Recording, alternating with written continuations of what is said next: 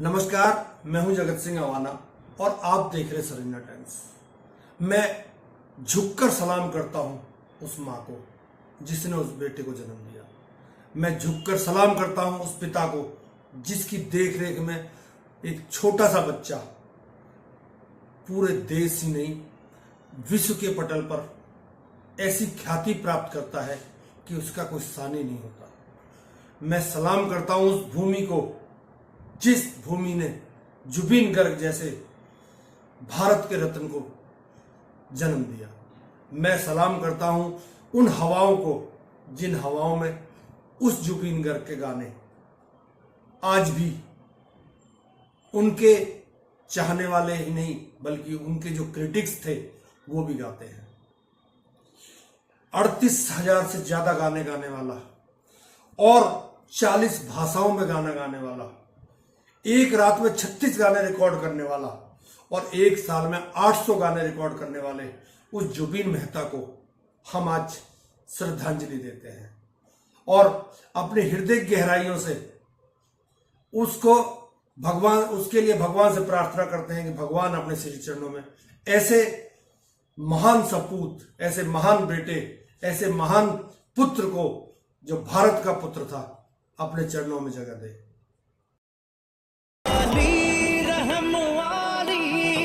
एक ऐसी आवाज जिसने बॉलीवुड को हिलाकर रख दिया, यार पे कुर्बान है सभी। एक ऐसा जुनून जिसने म्यूजिकल बाउंड्रीज तोड़ दी। मुझे आज बस एक तेरी आरज़ू है। लेकिन ये आवाज जिस शख्स की है वो खुद एक एनिग्मा है। एक तरफ असम का हार्ट थ्रोब जिसके लिए लोग जान देते हैं, जिसे वहाँ के गॉड का दर्जा मिला हुआ है, तो दूसरी तरफ एक रिबेल जिसके स्टेटमेंट से बवाल मच जाता है। I want to dedicate this award to the people of Assam and Northeast who are my constant inspirations.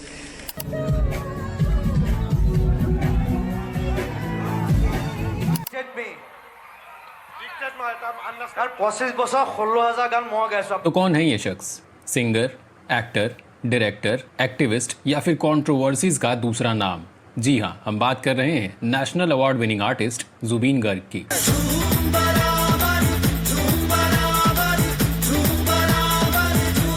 Jubin, जिसका नाम जुबीन मेहता से इंस्पायर्ड है, लेकिन जिसकी पहचान बिल्कुल यूनिक है। वही जुबीन जिसने 38,000 गाने गाने का दावा किया और एक ही रात में 36 गाने रिकॉर्ड करने का रिकॉर्ड भी कायम किया।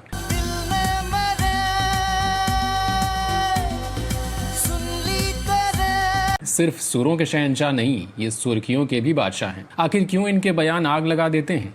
क्यों ये कहते हैं कि श्री कृष्ण भगवान ही नहीं थे? क्यों इन पर भारत रत्न के अपमान के आरोप लगे और क्यों ये कभी सरकारी तंत्र तक से टक्कर ले लेते हैं? Is trouble mounting for popular singer Zubeen Garg?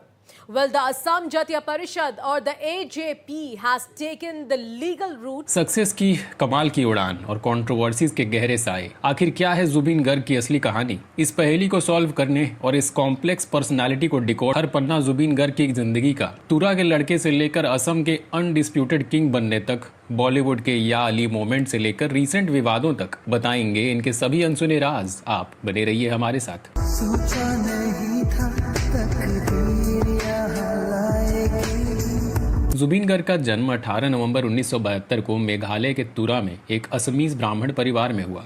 इनका असली नाम जुबीन बोरठाकुर था, लेकिन इन्होंने अपने गोत्र यानी गर्ग को ही अपना सरनेम के तौर पर स्वीकार कर लिया। इनके पिता मोहिनी मोहन बोरठाकुर एक मजिस्ट्रेट होने के साथ साथ एक कवि और लिरिसिस्ट भी थे, जिन्हें कपिल ठाकुर के नाम से भी जाना जाता था। और इनकी माँ लेट इली बोरठाकुर एक सिंगर थी। कला इन्हें विरासत में मिली थी और इनका नाम भी मशहूर कंपोजर जुबीन मेहता के नाम पर रखा गया। मीडिया रिपोर्ट्स के मुताबिक म्यूजिक से इनका कनेक्शन बचपन से ही जुड़ गया था और सिर्फ 3 साल की उम्र में इन्होंने गाना भी शुरू कर दिया। बचपन में ही इन्होंने तबला सीखा, फिर गिटार, हारमोनिका और ढोल, दोतारा, कीबोर्ड समेत 12 अलग अलग इंस्ट्रूमेंट्स बजाने में महारत भी हासिल कर ली।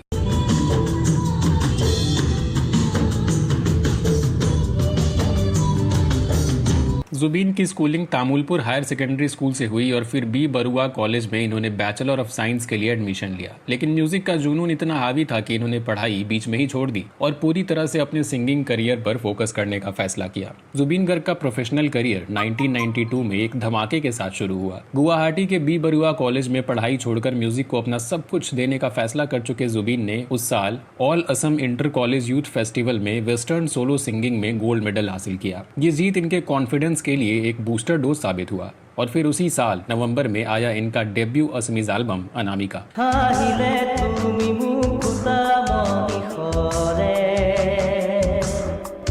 ये एल्बम एक फिनोमिनन बन गया। असम के हर कोने में अनामिका गाने की आने और मोनोर निजानोत जैसे गाने बजने लगे।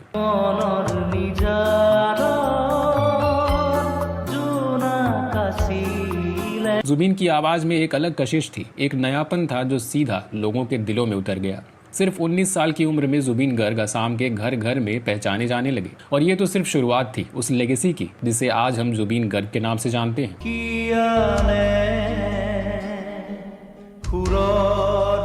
अनामिका की जबरदस्त सक्सेस ने जुबीन के लिए असमीज म्यूजिक इंडस्ट्री के दरवाजे पूरी तरह खोल दिए और जुबीन ने अगले कुछ सालों में एक के बाद एक हिट एल्बम्स की झड़ी लगा दी। 1994 में आया माया, जिसके गाने माया माठू माया, जोना गोला राती, निर्बिली गोधुली ने खूब धूम मचाई।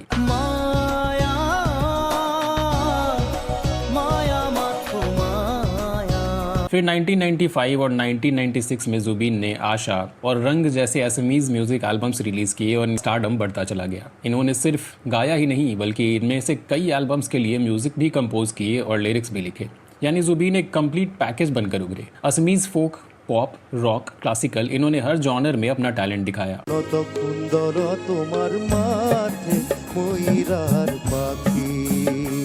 इसी दौरान इन्होंने असमीज फिल्म्स के लिए भी गाना शुरू कर दिया और जल्दी ही ये वहाँ के एक लीडिंग प्लेबैक सिंगर बन गए। बताते हैं कि असम में अपनी खास जगह बनाने के बाद जुबीन की नजरें अब नेशनल स्टेज पर थी और अपने सपनों को पूरा करने के लिए 1995 में ये सपनों की नगरी मुंबई आ गए। हालांकि मुंबई आने से पहले इन्होंने उजान प्रीति नाम से एक बिहू एल्बम रिलीज किया था जो कॉमर्शियली हिट रहा।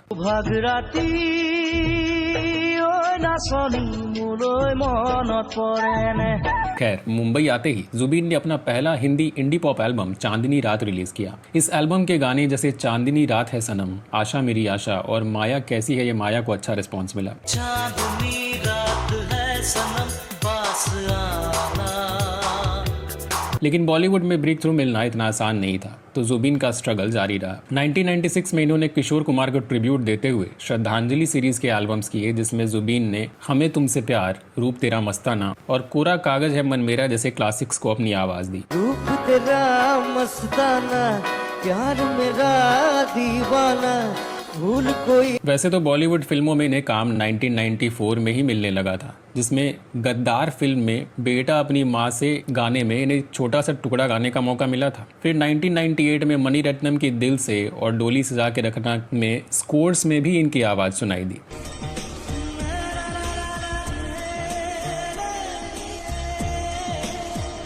फिर 1999 में आई फिल्म वास्तव के स्कोर में भी इनका कंट्रीब्यूशन रहा, लेकिन इन गानों में छोटे मोटे कंट्रीब्यूशन से जुबीन को कुछ खास पहचान नहीं मिल रही थी। हालांकि साल 2000 इनके लिए थोड़ा बेटर रहा। इन्होंने ऋतिक रोशन की फिल्म फिजा में मेरे वतन गाना गाया।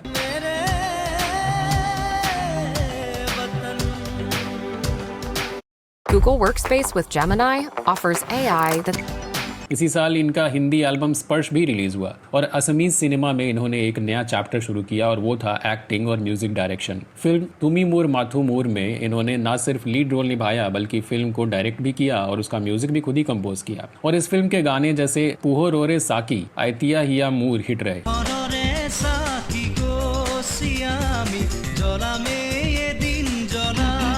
इसी साल एक और सुपरहिट असमीज फिल्म हिया दिया निया का म्यूजिक भी इन्होंने ही दिया, जिसके गाने नोहोले पोरी सोए, मोलेयार दुपा खेत आज भी पॉपुलर है।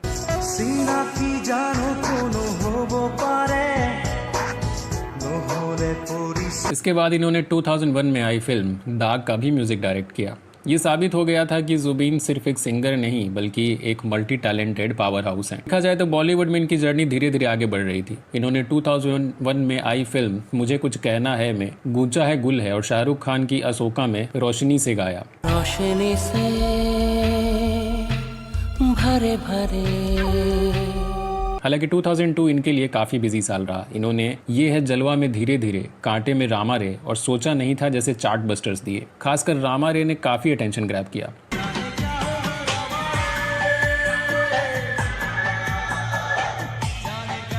इन्होंने जाल द ट्रैप में, जो प्यार तुमने और हथियार के स्कोर्स में भी काम किया। असमीज फिल्म्स में भी इनका काम जारी रहा, जैसे प्रेम अरु प्रेम और कन्यादान का म्यूजिक डायरेक्शन।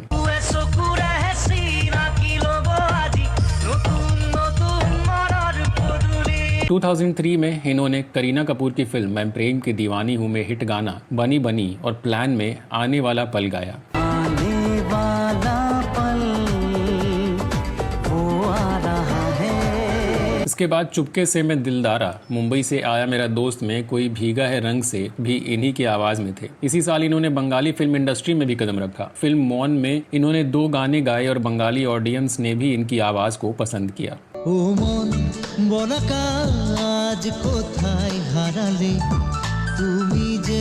2004 में ये बंगाली फिल्म शुदू तुमी के म्यूजिक डायरेक्टर बने और उसमें 3 गाने भी गाए। इन्हें इस फिल्म के लिए बेस्ट म्यूजिक डायरेक्टर का BFJA अवार्ड भी हासिल हुआ। भेजा भेजा स्मृति पाथर फेरे।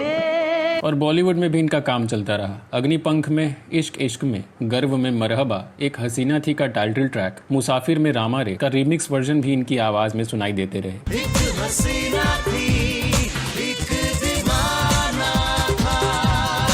इसके बाद 2005 में इन्होंने फरेब में जाऊं कहां गाया। लेकिन जुबीन गर्ग के करियर का टर्निंग पॉइंट आया साल 2006 में, जब इन्हें महेश भट्ट की फिल्म गैंगस्टर में गाने का मौका मिला। इस फिल्म के म्यूजिक डायरेक्टर प्रीतम थे, लेकिन जुबीन की आवाज में गाया गया गाना या अली एक सेंसेशन बन गया।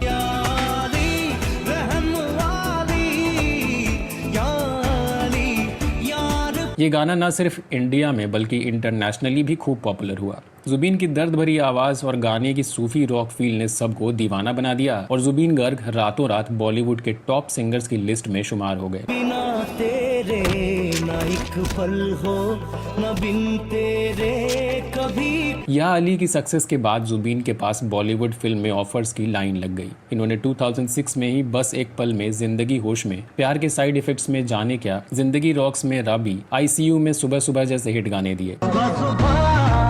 ये क्या हुआ न जाने क्यों अब मैं हवा। 2007 भी इनके लिए कमाल का ही रहा। नमस्ते लंदन में दिलरुबा, बिग ब्रदर में जगलाल, लाइफ में कभी कभी में, हम खुशी की चाह में, गुड बॉय बैड बॉय में दर्दे दिल, रकीब में तुम हो, अपने में आँख विच, द ट्रेन में तेरी तमन्ना, झूम बराबर झूम का टाइटल ट्रैक, नकाब में एक दिन तेरी राहों में रिमिक्स और मनोरमा 6 फीट अंडर में वो भीगे पल जैसे गानों की बदौलत इन्होंने लगभग हर बड़े म्यूजिक डायरेक्टर के साथ काम कर लिया।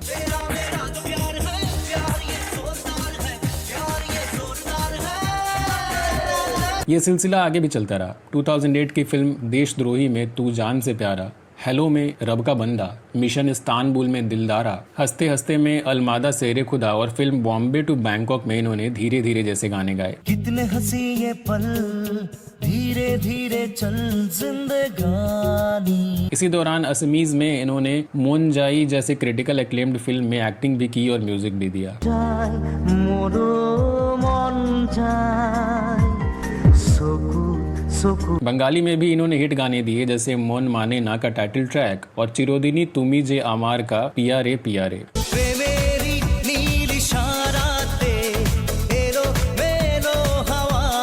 2009 की फिल्म लंदन ड्रीम्स में शोला शोला, फास्ट फॉरवर्ड में दिल में जुनून है और 2010 की फिल्म आशाएं में अब मुझको जीना, कुछ करिए में वजूद की तलाश है, आखिरी डिसीजन में मौला मेरे मौला और 2011 की फिल्म दम मारो दम में जाना है जैसे गानों में ऑडियंस ने इनकी आवाज को खूब सराहा।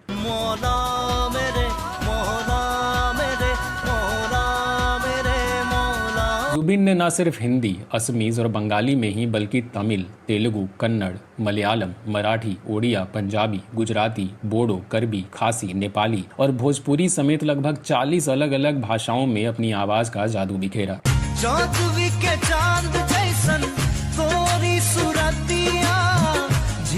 2011 में गाया इनका नेपाली एल्बम बादुली का गाना सिराइमा सरबंदी भी काफी पॉपुलर रहा।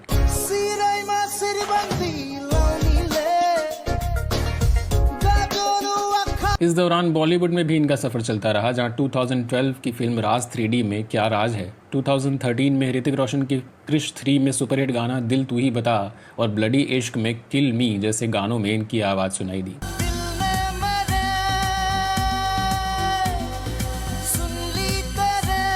हालांकि 2013 के बाद जुबिन ने बॉलीवुड फिल्मों के लिए गाना कम कर दिया और इंडिपेंडेंट एल्बम्स और स्टेज शोज पर ज़्यादा फोकस करने लगे।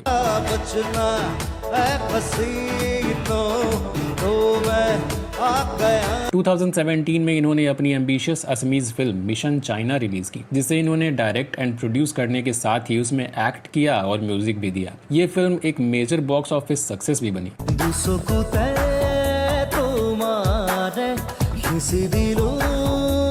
इसके बाद 2019 में इन्होंने web series TVF tripling season 2 के लिए तू कहाँ है गाना गाया।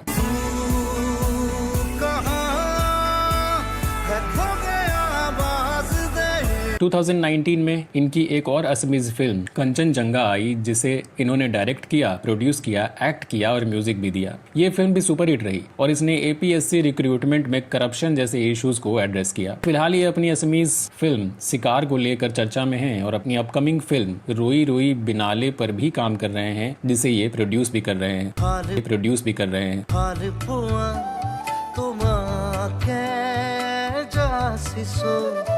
कहा जाता है कि जुबिन ने अब तक करीब 38,000 से ज़्यादा गाने रिकॉर्ड किए हैं और हर साल ये करीब 800 से भी ज़्यादा गाने रिकॉर्ड करते रहते हैं। एक बार तो इन्होंने एक ही रात में 36 गाने रिकॉर्ड करने का रिकॉर्ड भी बनाया, जिससे तहलका मच गया। ये आंकड़े इनकी अनबिलीवेबल वर्क एथिक्स और डेडिकेशन को दर्शाते हैं। ये एक सिंगर होने के साथ ही एक composer, lyricist, music director, actor, film director, producer और स्क्रिप्ट राइटर भी हैं। ये असम के हाईएस्ट पेड सिंगर हैं और इनका कंट्रीब्यूशन असमीज म्यूजिक और सिनेमा के लिए अनमोल है। इनकी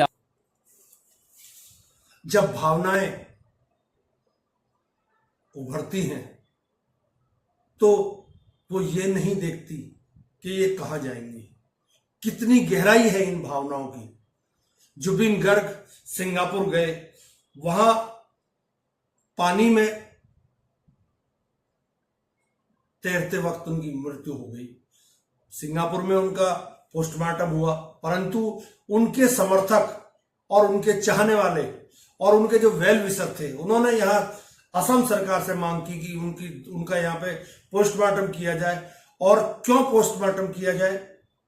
और असम में कुछ लोगों ने दूसरे पोस्टमार्टम यानी ऑटोप्सी की मांग की है। वजह है उनके अचानक सिंगापुर में हुए निधन को लेकर शक और पारदर्शिता की मांग। आधिकारिक तौर पर कहा गया है कि उनकी मौत स्विमिंग के दौरान डूबने से हुई, लेकिन बहुत से लोग इससे साफ और भरोसेमंद नहीं मान रहे। आखिर मांग क्यों उठी? पहला पोस्टमार्टम सिंगापुर में हुआ, जिसमें डूबने को मौत का कारण बताया गया, लेकिन फैंस का मानना है कि यह पर्याप्त या भरोसेमंद नहीं है और असम में स्थानीय निगरानी में दोबारा जांच होनी चाहिए। कुछ विरोधाभासी रिपोर्ट्स और वीडियो सामने आए हैं, जिससे शक और गहरा गया है कि कहीं उनके साथ लापरवाही या दबाव जैसी स्थिति तो नहीं बनी। सोशल मीडिया पर बढ़ती मांग और पुलिस में दर्ज FIR कुछ लोगों पर लापरवाही और साजिश के आरोप के साथ भी सरकार पर दबाव डाला। अब सरकार की क्या प्रतिक्रिया है?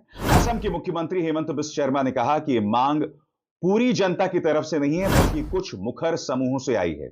फिर भी सरकार ने फैंस की भावनाओं का सम्मान करते हुए और जुबिन गर्ग की पत्नी की सहमति लेकर दूसरा पोस्टमार्टम करने का फैसला किया है। सरकार का कहना है कि इससे शक संदेह दूर होंगे और किसी भी तरह की राजनीति या विवाद से बचा जा सकेगा। यानी कुल मिलाकर दूसरा पोस्टमार्टम करवाने की मांग दुख, अविश्वास और शक के बीच उठी है, ताकि फैंस को संतोष मिले और जुबिन गर्ग की मौत से जुड़े सभी संदेह दूर हो सकें। If you can clarify in terms of what made the state government decide that there should be another postmortem. Number two, you see, there is I myself is a big fan of Zubin, and I personally I feel that he should be above controversy the way, because the post-mortem report cannot be better than Singapore in Guwahati, because they are technically much better place than Guwahati. So I personally did not wanted to encourage a cutting of his body. You know how post-mortem is done. But still, as a chief minister, I cannot go by my own emotion. I have to take decision on the basis of mitigating circumstances. So as there is demand, and I have seen one or two leading people has also raising this demand. So we have decided to accept the demand, and morning it will take 2 hours. We will go through the process. And his family also consented. His wife, I discussed with his wife through Pavitra, and the family has also said that okay, let it be done. We have no problem. Bhupen Hazarika की उस धरती को प्रणाम करता हूं जिसने जुबिन गर्ग को अपने सिर माथे पर बैठाया। ऐसी भूमि को मैं प्रणाम करता हूं। ऐसी भूमि पर रहने वाले उन व्यक्तियों को प्रणाम करता हूं जो जुबिन गर्ग के खास रहे, जुबिन गर्ग के साथ रहे। ऐसे ही कुछ थे उनके पेट, जो उनके पालतू पेट थे, वो उनको भी जब अंतिम दर्शन कराए गए जुबिन गर्ग के, तो वहां देखने वाले हुए और उनकी जो चाहने वाले हैं उनकी आंखों में आंसू आ गए।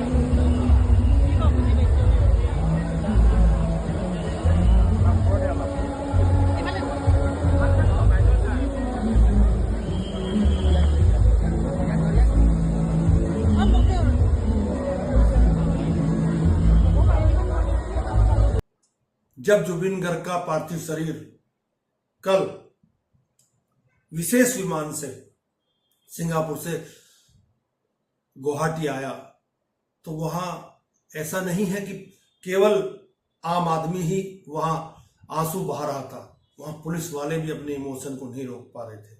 और ऐसा हुजूम शायद ही किसी सिंगर के लिए, शायद ही किसी एक्टर के लिए, शायद ही किसी फिल्म से संबंधित व्यक्ति के लिए इतना हुजूम आया हो जितना जुबिन गर्ग के लिए आया था।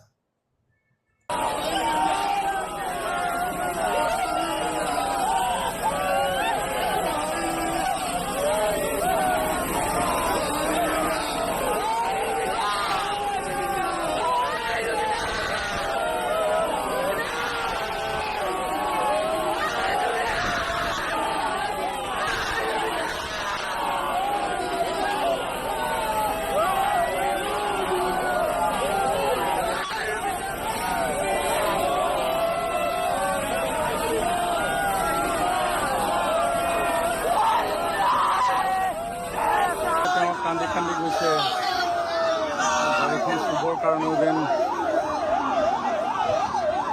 এনেধৰণে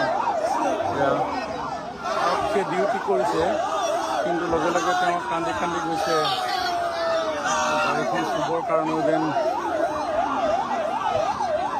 এনেধৰণে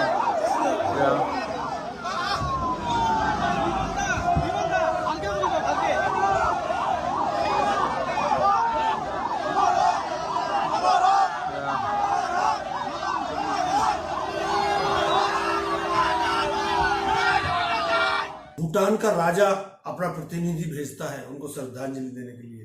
ये थी जुबिन गर्ग की वो ख्याति। मैंने पहले ही बताया 40 भाषाओं में वो गाने गा चुका था। कौन सी भाषा थी जो उससे छूटी? भोजपुरी, हिंदी, मराठी, तेलुगु, उसके अलावा असमी भाषा, उसके अलावा नॉर्थ ईस्ट की कई भाषा और न जाने कितनी भाषा, टोटल 40 भाषा जिनमें जुबिन गर्ग ने गाना गाया। आप ऐसे महान सपूत को, ऐसे महान व्यक्तित्व और ऐसे महान व्यक्ति की मृत्यु पर हम आज पूरा सरजना टाइम्स परिवार उनको भावभीनी श्रद्धांजलि देता है। और किस किस तरह के गाने गाए, क्या क्या गाने गाए, ये अभी मैंने आपको रिपोर्ट दिखाई, आपने देखा। जो व्यक्ति इतना मशहूर एक जरा से टाइम में हो जाए, उस व्यक्ति के लिए अगर भगवान भी कहा जाए तो बुरा नहीं है। वो कई लोगों के लिए भगवान था, कई लोगों के लिए, कई लोग अपने घर में उनकी पूजा भी करते थे। स्टेडियम में पार्थिव शरीर रखा गया, पार्थिव शरीर के दर्शन के लिए सब लोग वहां आए, परंतु जोरहट में जो इनका पैतृक वो था, वहां उनके अंतिम संस्कार के लिए पब्लिक शोर मचाने लग गई, परंतु उनका जो वहां ले जाना संभव नहीं था क्योंकि भीड़ इतनी थी, तो इसीलिए गुवाहाटी में ही उनका अंतिम संस्कार भी किया गया।